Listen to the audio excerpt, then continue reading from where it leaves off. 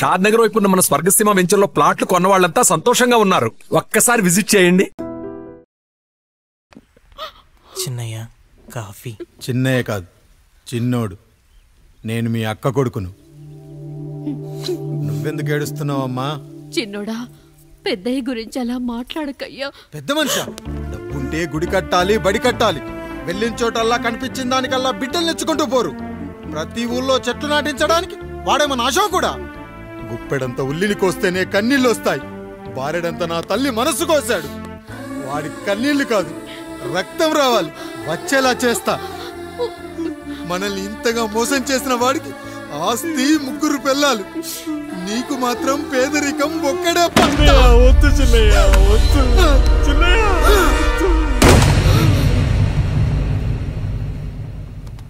సరిగరి సరిగరి సరిగరి సరిగరి మమదప మమదప పనిని సర్ పనిని సర్ సరిగరి సరిగరి సరిగరి సరిగరి మమదప మమదప పనిని సర్ పనిని సర్.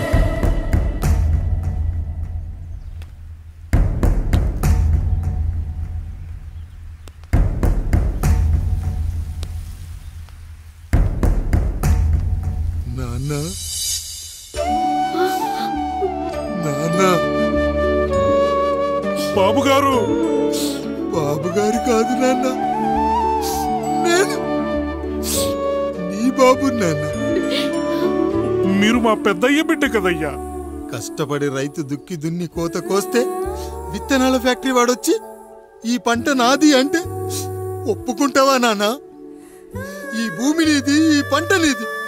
నేను నీ బిడ్డను నాన్న, నీ బిడ్డను. కానీ ఆ రూపం, ఈ ముఖం ఒక్కటే వాడిది నాన్న. కింద బాడీ చూడు, ఇద్దరు ఒకేలా లేవు. నేను నీ బిడ్డను నాన్న.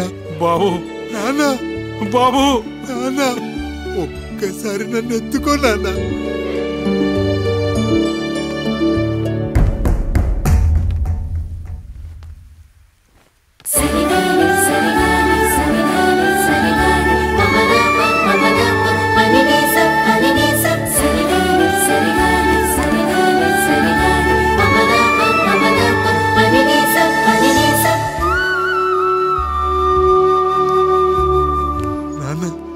నువ్వెంత మంచివాడివి నాన్న.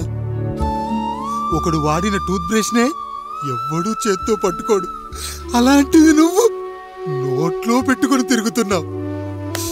అమ్మ ఎంత అదృష్టవంతురాలు నాన్న, ఎంత అదృష్టవంతురాలు.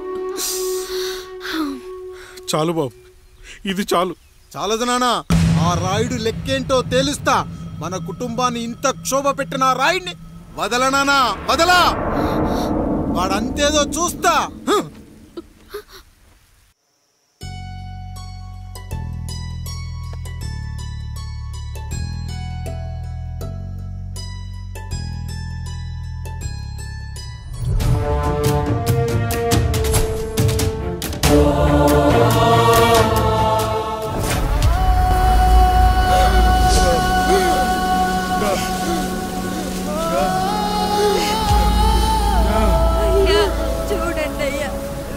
చూసాకైనా మీ మనసు కరెక్టే లేదా? తాగటానికి నీళ్లు లేక చావు బతుకుల మధ్య పొట్టు పెట్టాడుతున్నారయ్యా. పచ్చగా ఉండే ఈ ప్రాంతానికి ఏం దిష్టి తగిలిందో ఏమో. భూమిలోనే కాదు, మా కళ్ళల్లో కూడా నీరు ఇంకిపోయేలా చేశాడా దేవుడు. ఈ కంత మీ చేతుల్లోనే ఉందయ్యా. చూడమ్మా, వర్షాలు లేక కరువుతో రాష్ట్రం కష్టాన్ని కూడా అరువు తెచ్చుకుని బతుకుతుంది. నా కాళ్ళ మీద పడితే ఏమీ రాదు, పైనుండి వర్షం పడాలి. అయ్యా మినిస్టర్ గారు, మీరైనా ఏదో ఒకటి చెయ్యండి అయ్యా. నేనేం చేయనమ్మా, ఇక దేవుడే మిమ్మల్ని కాపాడాలి. ఎవడొస్తాడే మిమ్మల్ని కాపాడడానికి? ఎన్నాళ్ళు అడుగుతారా ఎవడొస్తాడు, ఎప్పుడొస్తాడు, ఎక్కడి నుంచి వస్తాడు అని? పేదవాడికి కష్టం వచ్చినప్పుడల్లా ఇదే మాట. 70 ఏళ్లుగా హీరో రావాల్సి వచ్చినప్పుడల్లా ఇదే మాట. ఇంకా ఎన్నెళ్ళు అడుగుతారా? ఎవడొస్తాడే మిమ్మల్ని కాపాడడానికని మీరు మమ్మల్ని అడగటం, వస్తాడ్రా అని మేము మీకు చెప్పడం. అయినా సరే మళ్ళీ మీకోసం ఇంకోసారి చెప్తున్నాను, వస్తాడు వస్తాడు. ఆకాశాన్ని చింపుకుంటూ వస్తాడు, నేలను పగలగొట్టుకుంటూ వస్తాడు. ఎవడు? దేవుడు. దేవుడా? రాయికి వరమిచ్చిన రాముడు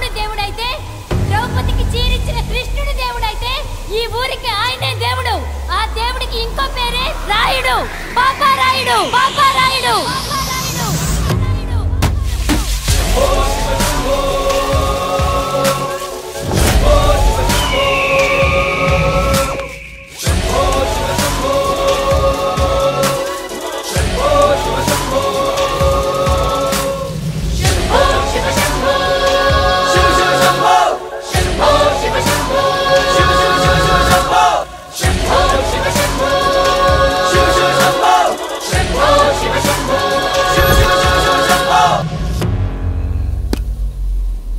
ఏంటి సమస్య? అయ్యా, ఊరికి కరువు వచ్చింది. అదిగో ఆ నలుగురు దాహంతో చనిపోతున్నారయ్యా.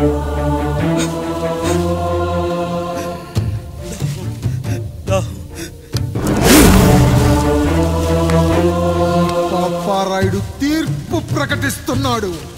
ఈ గ్రామం ఇంతకు ముందెప్పుడు ఎదురవ్వని సమస్య.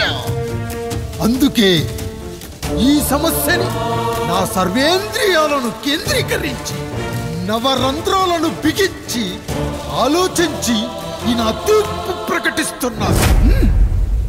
దాహంతో అలమటిస్తున్న ఆ నలుగురికి వెంటనే బావులు తవ్వించి వాళ్లకు నీళ్ళివ్వండి. అంత సమయం లేదయ్యా. మరో 5 నిమిషాల్లో వారి చేత నీళ్లు తాగించిపోతే చచ్చిపోతారయ్యా. పూజారి, మరేంటిప్పుడు దీనికి పరిష్కారం? నృత్యం. సంగీతానికి శిలలు, నృత్యానికి మేఘాలు కరుగుతాయని శాస్త్రం చెబుతుంది. ఆ నాట్యానికి ఆకాశం కరిగి వెంటనే వర్షం పడాలి. అందుకు ఆ నటరాజైన శివుడే మార్గం చూపించాలి.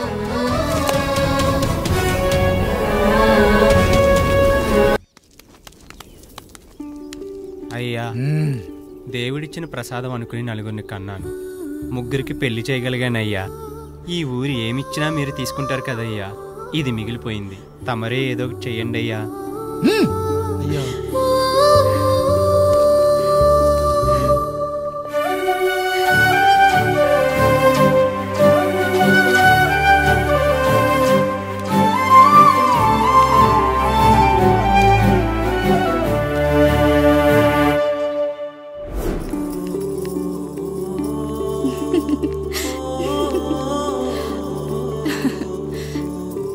ఈ ఇల్లు, ఆస్తి, ఇంత గొప్ప భర్త, పిల్లలు, చాలా ఆనందంగా ఉందండి. కానీ నాకు ఒకటే లోటు.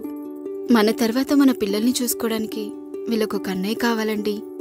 అచ్చం మీ పోలికలతో వీళ్ళకొక అన్నయ్యని కందామండి. నువ్వు అడిగితే కాదనగలనా?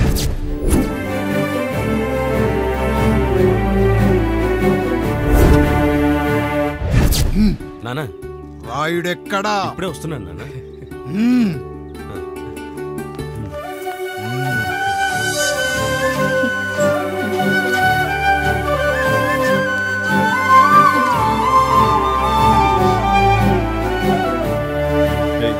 చూడరా, మీ అన్న మీద పగ తీర్చుకోవడానికి నీకు ఇదే సరైన సమయం. పర్లేదంటావా? ఏం పర్వాలేదు. అయ్యా. ఎరా రంగా, ఏం కావాలో అడగరా. నీకంటూ ఏమి ఇవ్వలేదు, నువ్వు ఏమి అడగలేదు. చెప్పరా. మా అన్నకు నాకు పడట్లేదయ్యా. తోడపుట్టినవాడని చాలా సహించాను. అడ్డమైన దానాలు చేసి ఆస్తి మొత్తం పోగొట్టాడు. ఇప్పుడేం కావాలరా? కొద్దిగా ఈ కత్తి తీసుకొని వాడిని చంపి పెట్టండి అయ్యా.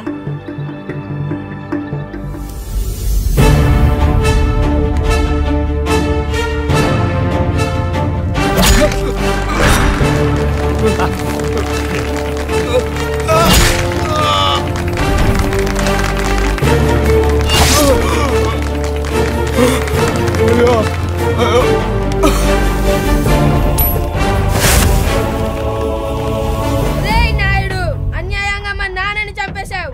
గుర్తుంచుకో, ఈ నాయుడి కొడుకు నీ కుటుంబం పాలిట సైనికుడిగా మారబోతున్నాడు. నిన్ను, నీ కొడుకుని, ఆడికి పుట్టబోయే కొడుకుని అందరినీ లేపేస్తా.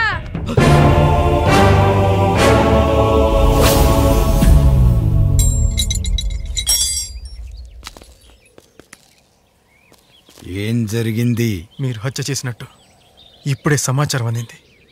తగిన సాక్ష్యాధారాలు పరిశీలించిన పిమ్మట మీకు యావజ్జీవ కారాగార శిక్ష, 2000 రూపాయల జరిమానా విధిస్తూ అరెస్ట్ చేస్తున్నా. అయ్యగారు నా కోసం చేసిన త్యాగాన్ని హత్య అంటుందా మీ చట్టం?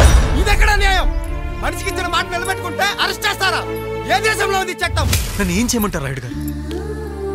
9వ తరగతి చదివి ఊర్లో గాలికి తిరుగుతున్నా నన్ను మీ మనిషి ఒకడు పోలీస్ స్టేషన్లో ఉండాలని నన్ను ఎస్ఐ చేశారు. సాటి మనిషిని స్వేచ్ఛగా హత్య చేసుకోవాలని దౌర్భాగ్య స్థితిలో బతుకుతున్నాం మనం.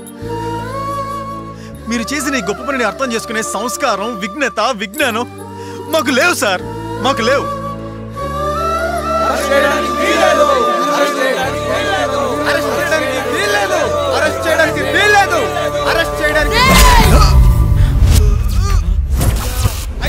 నాయుడు గారు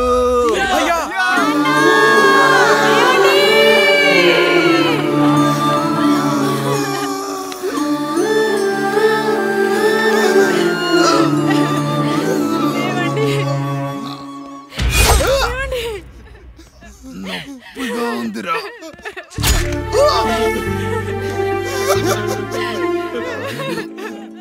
సుధా, నేను లేకుండా ఎలా ఉండగా? పర్వాలేదండి, బిడ్డలతో నేను ఉండిపోతాను. అయ్యో, ఈ పాడు సమాజం నిన్ను మనశ్శాంతిగా బతకనివ్వదు. ఇంతమంది పిల్లల్ని చూసుకుంటూ భర్త లేకుండా ఎలా బతకగలం?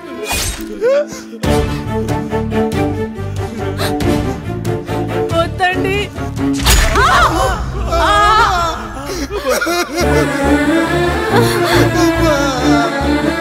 రాయుడు, బిడ్డలు జాగ్రత్త. ఈ రోజు నుంచి వీళ్ళంతా నీ తమ్ముళ్ళు చెల్లెళ్ళు కాదు, నీ బిడ్డలు.